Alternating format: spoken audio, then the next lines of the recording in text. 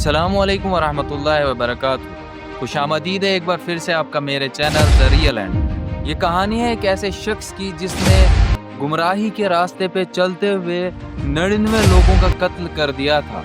और उसके बाद उस इंसान के साथ क्या हुआ ये सारा कुछ जानने की कोशिश करेंगे, तो वीडियो में एंड तक बने रहें। इस कहानी से हमें बहुत कुछ सबक सीखने को मिलेगा, इसलिए वीडियो को ज़रूर आखिर तक देखें। ये कहानी है एक ऐसे शख्स की जिसने गुमराही के रास्ते पे चलते हुए 99 लोगों का कत्ल कर दिया था। और अचानक से उसके दिल में ख्याल आता है और वो सोचता है कि इतने सारे कत्ल करने के बावजूद क्या अल्लाह ताला मुझे माफ़ करेंगे। और वो इसी इरादे को लेकर वहाँ से निकलता है। उस अपनी पिछली ज़िंदगी को भूलकर वो एक अच्छे और बेहतर रास्ते की तलाश में निकलता है। जो ज़िंदगी उसने गुजारी थी गुमराही में, अब वो उससे दूर निकलने की कोशिश करता है। और आगे चलते चलते वो एक आदमी से मिलता है और उससे सारा किस्सा बयान करता है और उसे कहता है कि मैंने 99 लोगों का कत्ल कर दिया है, क्या अल्लाह ताला मुझे माफ़ करेंगे। तो उस आदमी ने उसे जवाब दिया, तू इतने लोगों के कत्ल करके आ चुका है तो अल्लाह ताला तुझे कभी माफ़ नहीं करेंगे। और उस इंसान को फिर से गुस्सा आया और उसने उस आदमी को भी कत्ल कर दिया। यानी अब उसने पूरे 100 कत्ल कर लिए, लेकिन दिल में एक तड़प थी कि क्या अल्लाह ताला मुझे माफ़ करेंगे। और वो इसी सिलसिले में और आगे निकलता है। वो चलते चलते एक दूर शहर में पहुंचता है और वहाँ पे उसे एक बुजुर्ग से मुलाकात होती है।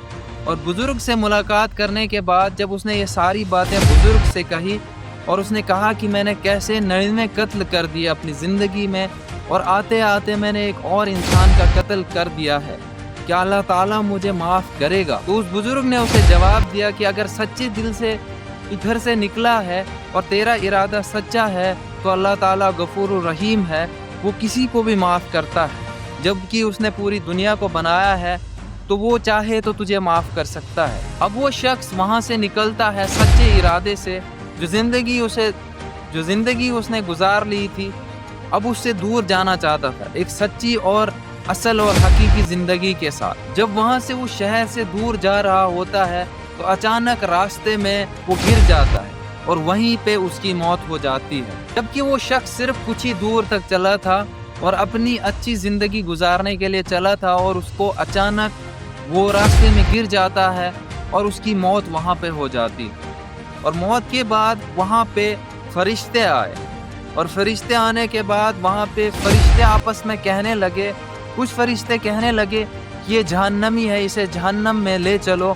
और कुछ फरिश्ते कहने लगे कि नहीं ये जन्नती है, इसे जन्नत की तरफ ले जाओ। उन फरिश्तों को आपस में अभी झगड़ा ही हो रहा था तो अल्लाह ताला ने एक फरिश्ते को वहाँ भेजा और उनसे कहा कि इस आदमी को जन्नत या जहन्नम में डालने के लिए एक फैसला किया जाएगा। उस फरिश्ते ने कहा कि अल्लाह ताला ने हुक्म दिया है, ये इंसान जिस तरफ से आया था यानी जहाँ से गुनाह करके आया था उस तरफ की ज़मीन भी नाप लो और जहाँ से इसने तौबा की और आगे बढ़ रहा था उस तरफ की ज़मीन भी नाप लो। और अगर देखा जाए तो जिस तरफ से वो आया था हकीकी में वो ज़मीन ज़्यादा लंबी थी, यानी जिस तरफ से वो सफ़र करके आया था, जो गुमराही का सफ़र था वो बहुत बड़ा लंबा सफ़र था, लेकिन जहाँ से वो तौबा करके आगे बढ़ा था वो बहुत कम था। लेकिन उसने अल्लाह ताला के सामने सच्ची तौबा की थी। जब फरिश्तों ने उस ज़मीन को नापना शुरू कर दिया और जब जहाँ से वो निकला तो उससे आगे नापना शुरू किया तो अल्लाह ताला ने ज़मीन को हुक्म दिया कि तू फैल जा।